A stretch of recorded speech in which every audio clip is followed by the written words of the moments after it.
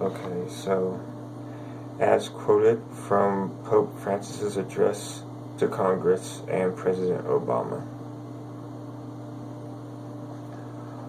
all of us are quite aware of and deeply worried by the disturbing social and political situation of the world today. Our world is increasingly a place of violent conflict, hatred, and brutal atrocities, committed even in the name of God and of religion. We know that no religion is immune from forms of individual delusion or ideological extremism. This means that we must be especially attentive to every type of fundamentalism, whether religious or of any other kind. A delicate balance is required to combat violence perpetuated in the name of a religion, an ideology, or an economic system, while also safeguarding religious freedom, intellectual freedom, and individual freedoms. But there is another temptation which we must especially guard against: the simplistic reductionism, which sees only good or evil, or if you will, the righteous and sinners. The contemporary world, with its open wounds which affect so many of our brothers and sisters, demands that we confront every form of polarization which would divide it into these two camps. We know that in the attempt to be freed of the enemy without, we can be tempted to feed the enemy within.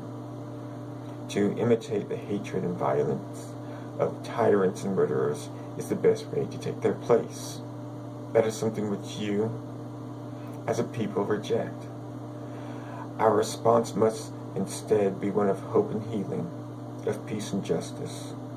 We are asked to summon the courage and the intelligence to resolve today's many geopolitical and economic crises. Even in the developed world, the effects of unjust structures and actions are all too apparent.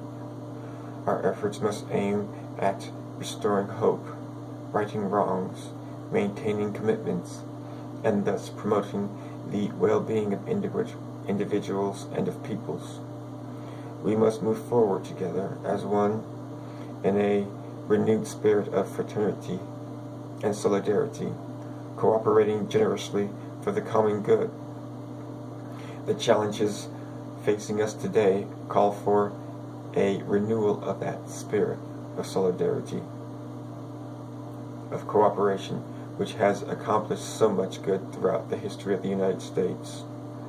The complexity, the gravity, and the urgency of these challenges demand that we pool our resources and talents and resolve to support one another with respect for our differences and our convictions of conscience. Thank you.